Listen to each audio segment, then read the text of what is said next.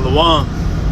First and foremost, before I begin this lesson, I want to give all praises, honor, and glory to Yahweh, Bahashim Yahweh Shai, Bahashim Rachah HaKodash. The honors go out to the apostles, elders, the great millstone who rule and teach well. Shalom wa Barakiam to you brothers and sisters out there. Alright, this is the brother Malachi from the great millstone Nashville camp. And the Lord, one that this lesson is edifying to the hopeful elect. Alright, I just wanted to basically touch on the topic of our people, not wanting the kingdom, essentially, which we know deep down, of course, right? All Israelites really want the kingdom, because who wouldn't want to be able to live in perfection, right? To have no more pain, crying, sorrow,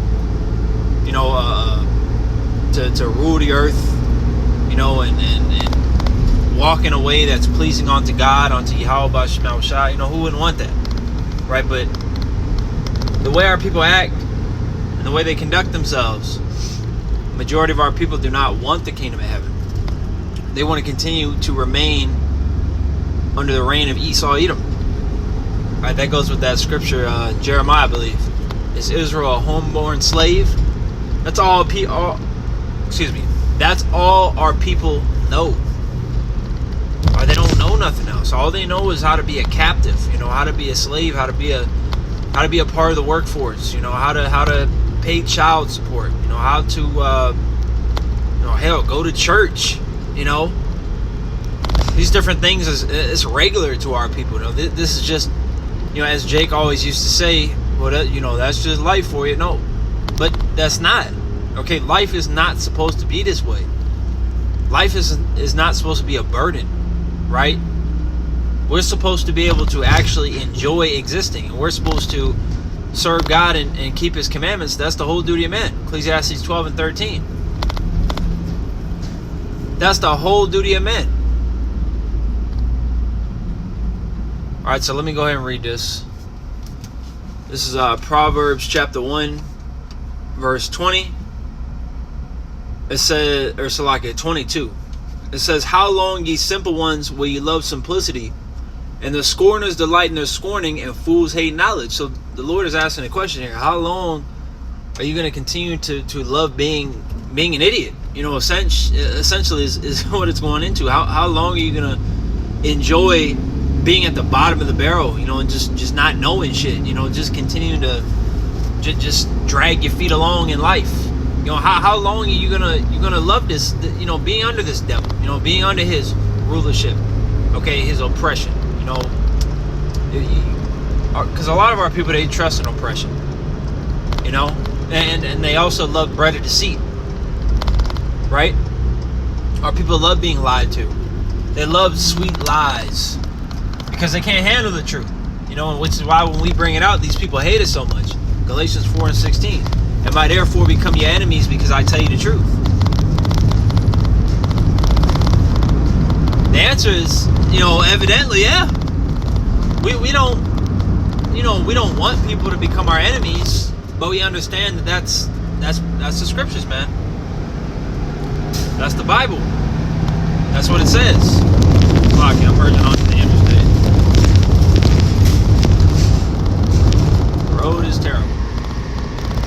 Yeah, that's what it says, though, right? Like Yahweh Shai constantly warned us, letting us know that, hey, you teach the word of the Lord, you follow Yahweh Bashim Shai, like scripture said in Isaiah, you depart from evil, you make yourself a prey. Right? These Edomites, they already hate us. All these other nations, they already hate us, but our own people too. Our own people hated Yahweh Shai, the Son of God Himself. The perfect man, the man without blemish. You see what they did to Him, man. What do you think that they want to do to us, His followers? So, fret not.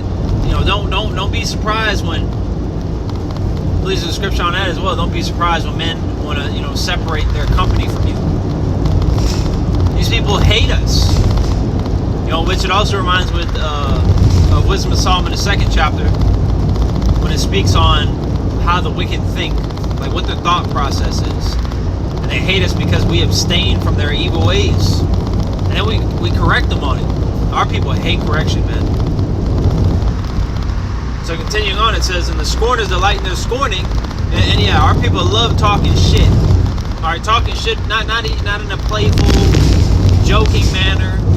They love talking shit about Yahweh Shema Shai, about the scriptures, about the prophets, about the ancient ways. They love talking shit about everything good. And like scriptures say, woe unto you that call evil good and good evil. It says, and fools hate knowledge. Once again, our people hate knowledge. They don't want correction. They don't want, they don't want this truth. They want America to be their truth. Which America means bitter. And we can see why it's called that. Okay, verse 23. Turn you at my reproof. Behold, I will pour out my spirit onto you.